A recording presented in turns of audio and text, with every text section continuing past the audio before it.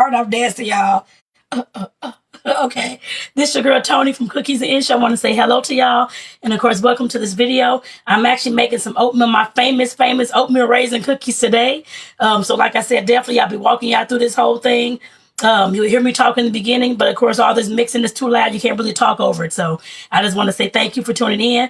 And I also want to say, make sure that you're following the page. Make sure that you're subscribing if you're looking at this on YouTube. To, of course, get the latest updates, of course. Make sure that you're clicking the notification bell, too.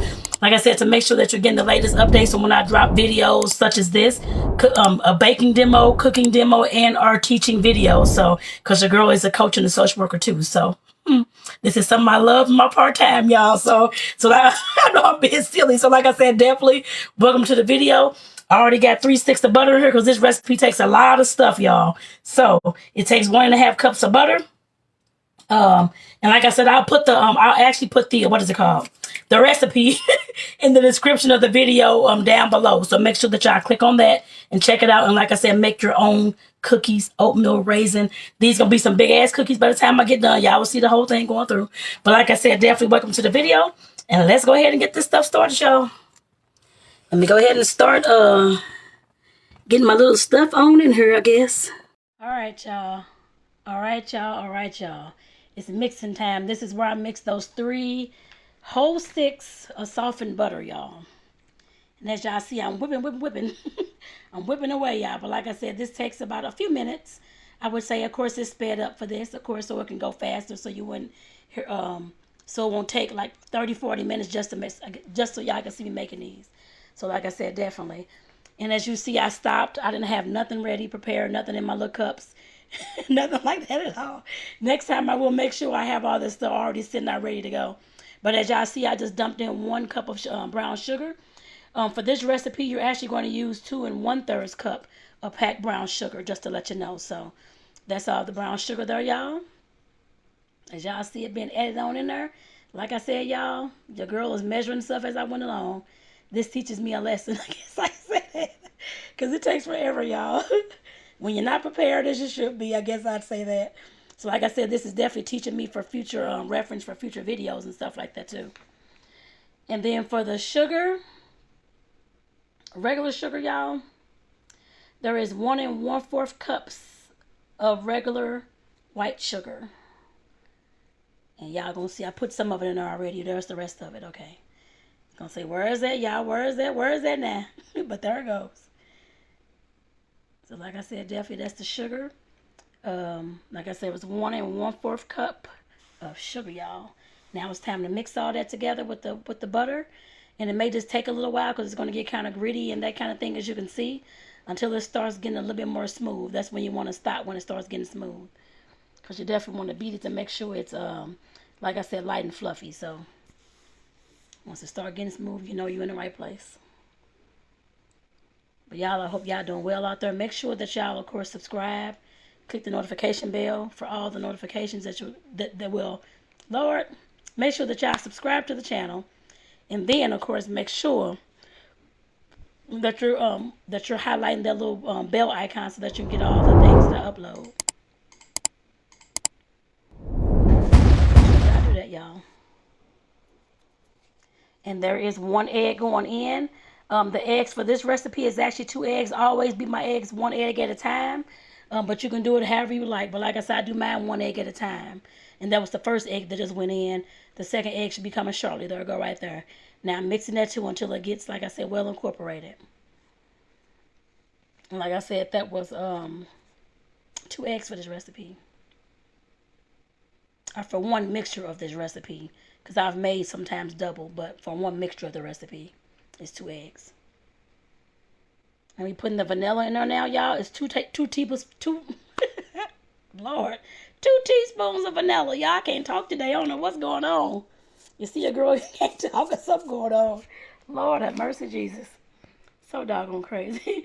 But it's 2 teaspoons of vanilla. That's what it's called. As you see, that's already mixed on up, y'all. Lord have mercy, Jesus. I don't know what's going on today, y'all. That's all right. I'm actually at home baking today. Baking some of these, not these cookies, but I'm making some strawberry lemonade and some chocolate chip actually. And as y'all see me putting in, I just put in 4 teaspoons. I'm putting in 4 teaspoons of baking soda. Now I know I added the salt with this as well. That's just how, like I said, how I do my cookies. I add all those little things. There's the salt right there. And the salt was 1.5 teaspoons. The baking soda, again, like I said, is 4 teaspoons. And then there's 1.5 teaspoons of salt for this recipe. And like I said, if you want this recipe to print out or copy and paste, that kind of thing, is down in the description of this video for you to check out as well. But y'all, like I said, this recipe is always awesome. And as you see me putting in some ground cinnamon, there's 3 tablespoons, and I said tablespoons, big tablespoons of ground cinnamon for this recipe, y'all. It definitely is a lot of cinnamon. But when I say these cookies are doggone good, y'all, these are doggone good cookies. And I went ahead and mixed all that up right there, y'all. Y'all see me mixing them now. And I can smell it now, y'all. It seemed like I could smell the screen. I'm like, oh my God. Put your nose to the screen and see if you can smell it too. I love the way cinnamon smells in these cookies, but especially when I'm making them. Lord have mercy. I can smell the cookies. I can smell that cookie mix even though I already baked them and sold them. Lord. And this is actually one of my favorite recipes, actually. I love oatmeal raisin cookies. I did make some oatmeal raisin sandwich cookies back in the summer, y'all. Those went like hotcakes. I didn't even get a chance to try one. I might forget it. But they went like hotcakes, y'all. People love those. Oh, and for this recipe, it does talk about you have to use 3.5 cups of pastry flour. Just to let you know what I did, I made my own homemade pastry flour. The pastry flour homemade, unless you already have pastry flour. If not, the pastry flour that I use homemade was for every 1 cup of all-purpose flour, you remove 2 tablespoons of that. While still in the cup, I always do that. And then put in 2 tablespoons of cornstarch. So what you're going to do is you're going to end up with a mostly cup of flour, but just add 2 tablespoons, like I said, 2 tablespoons of cornstarch. Take out those 2 tablespoons, once you measure it, all that kind of stuff. Again, take out 2 tablespoons of flour, and then add 2 tablespoons of cornstarch. That's how I make my pastry flour, y'all. And like I said, for this recipe, it's 3.5 cups. And if you already have the pastry flour, don't worry about the cornstarch. Just go ahead and use that. If you don't have it, like I didn't have it, you go ahead and use the make your own pastry flour. Like I said, y'all, where there's a will, there's a way. Trust me on that one. You can make anything you want. I guess I put it that way. There's always ways around stuff. And I've never had this recipe fail any kind of way with making my own pastry flour either. It always works well. Like I said, y'all, I'm mixing it up as I go along. Because I didn't want to put all 3.5 cups in there because that flour will be flying all up in the face. Your face be powdery and everything. But like I said, I already had mixed everything. So I'm trying to make sure I get all the cookie mix off these doggone beaters. So I got a spoon trying to get all the cookie mix off, y'all. I don't leave nothing. I guess I put it that way. So like I said, definitely up next. Like I said, that's what I did with that. And as y'all see, I put like a wooden spoon in there. I always use it don't matter what kind of spoon you use, but I have wooden spoons that I like, that I use to always mix in my other ingredients that you don't want to blend it in. I guess I put it that way. Because you definitely don't want to blend in the oatmeal and all that kind of stuff. Because your oatmeal be all broken up and that kind of thing. And talking about the oatmeal, there's the oatmeal. We're using 4.5 cups of old-fashioned oatmeal for this recipe. So that was very easy to put in there. I know I put that in there a part at a time. But like I said, I'm mixing now. That's what matters. I guess I put it that way. And there's the rest of it, y'all. Because this recipe does get thick.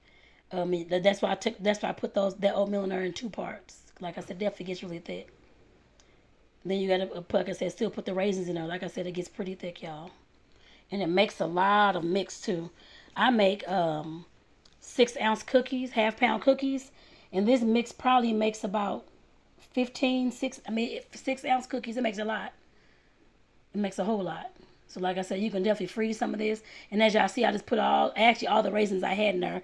But for the recipe, it does call for 1 cup of raisins. I just don't use the 1 cup. Like I said, definitely I just use whatever I want to use. That's just me. Stir it up. We're almost done, y'all. All right, y'all. This is a big old mix. This mix makes, I don't know how, it makes some big giant cookies actually. because it spreads a lot. But like I said, I'm done making the mix. I'm going to go ahead and put it into the refrigerator for several hours, and then I'll scoop it later on to put it in some balls and then go ahead and freeze them. So I want to thank you all for tuning in, of course. Make sure you watch the whole thing until, I guess, so you can see how the cookies officially turned out. I'll see you shortly.